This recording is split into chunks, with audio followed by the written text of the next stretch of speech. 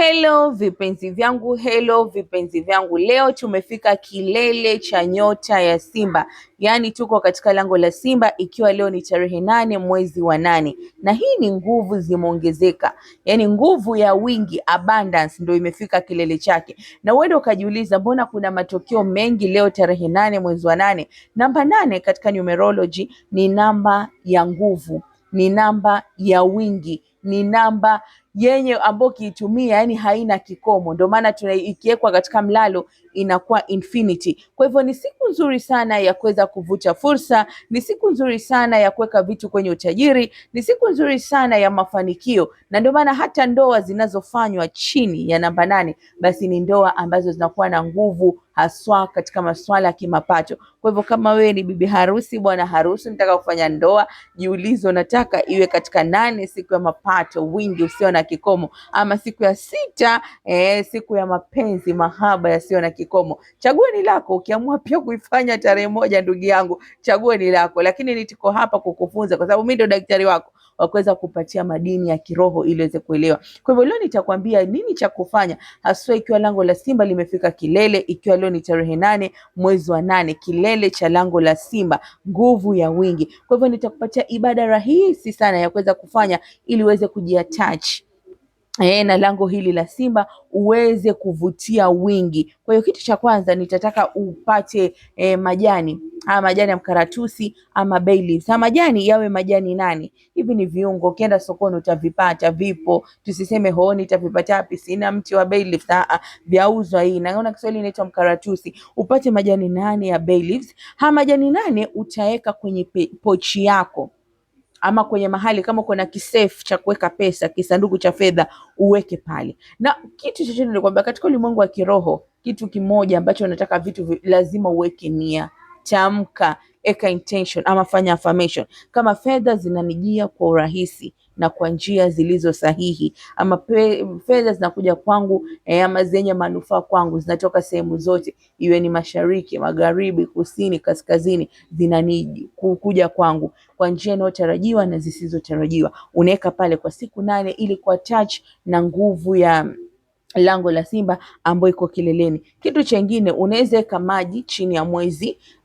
Kuna watu walitengeza full moon juzi, kama uko na moon water. Moon water ni maji ambayo yamewekwa kwenye mwezi na akapata ule mwanga wa mwezi. Kwa hivyo hata kama hauna hayo moon water, unaweza tengeza yako. Chukua glasi yako, ukaweka maji pale kwa masaa ya kuhesabu. Uweke maji pale, alafu yale maji utakuwa unakunywa kwa baraka.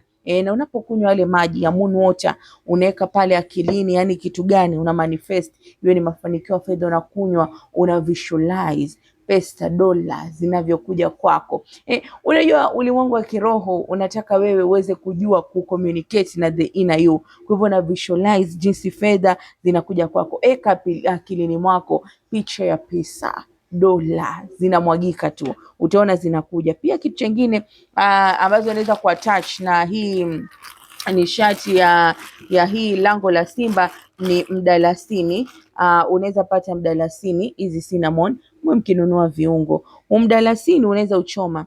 Mdalasini hiki ni kiungo, lakini huwa kinahusishwa na abundance. Kwa hivyo unaweza choma mdalasini, ama unaweza tumia mafuta ya mdalasini, yapo mafuta. Anayetaka kununua mafuta ya mdalasini pia huwa niko nayo, anasema. Kwa hivyo unaweza choma kama ishara ya kuvutia ustawi, iwe ni kwako mwenyewe ama kwa nyumba unayoishi. Pia kitu chengine cha mwisho, huwa nasema nini mnapofanya rituals, mtu yote, hata kama ni mganga unatibu watu, usiwe kosa makaratasi meupe, karatasi jeupe. Unaona ile karatasi halina alama yoyote ndani yake. Sasa kwenye hili karatasi utaandika namba 888 kwa touch na wingi wa nishati ya lango la Simba 88. Andika kwenye hili karatasi, alafu baadaye ile karatasi lako utaandika kwa wino wa kijani, kwa sababu kijani ndo namba ya wingi, abundance.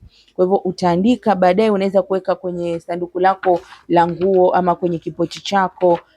Alafu pia unakuwa unaelekeza mawazo yako, unaweka nia pale, unaelekeza mawazo ya masuala ya fedha, unaelekeza pale kwa muda dakika 8. Unakuwa unaiangalia tu kila siku, unakuwa na visualize masuala ya pesa uweze kuyaona. Baada ya hapo, mwisho kabisa kwa ibada ama ritual hii ya lango la simba unaweza fanya shukrani. Na shukrani ningesema ni shukrani 8. Andika vitu vinane au taja baraka 8 ambazo tayari zipo katika maisha yako. Shukuru, kwa sababu kitu kimoja watu usahau ni kusema asante. Watu usahau nguvu ya asante. Kwa hivyo unashukuru. Unaposhukuru unaelekeza mwanzo umakini wa kuwa kile ambacho tayari uko nacho, hutaki kukizuia chengine kisije, hapana. Hutaki kukazia kile unachokisema. Unaweza sema hata kama huna, unashukuru kwa pesa fulani. Unaposhukuru unaambia subconscious mind yako kuwa hicho kitu kinakufaa.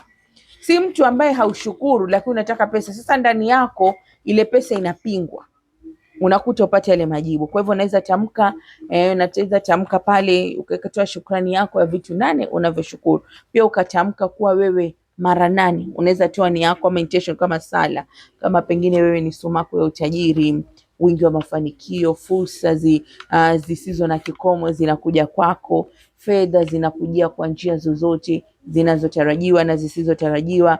Maisha unastahili maisha gani? Yenye ustawi, amani na utulivu wa kifedha, yani unatamka. Kwa hivyo 8 lango la simba ni lango ambalo unafaa uattach nishati yake. Kwa hivyo unaweza weka nia, amua ni kitu gani unachokitaka, alafu chukua hatua. Pia hakikisha unakubali ule wingi. Tunapofanya manifestation ndio iwe na nguvu. Hatusemi ni kama tuogopa. Tunataka tu manifest ili the inner and subconscious iwe tayari kupokea. Uwezi sema unataka 500,000 alafu ndani yako uko na ile scarcity, yani lack of, na unataka balance. Kwa hivyo unatamka ni kama tayari kile kitu uko nacho, na usiwe na hofu, kwa sababu hofu ikiwa ndani basi inakuwa inazuia vitu vingi kuchukua. Kwa hiyo ndio ibada ya leo ya 8 unafanya na unashukuru ulimwengu, na ukianza kushukuru basi utaona nguvu ya shukrani na vitu vitaanza kuwa sawa.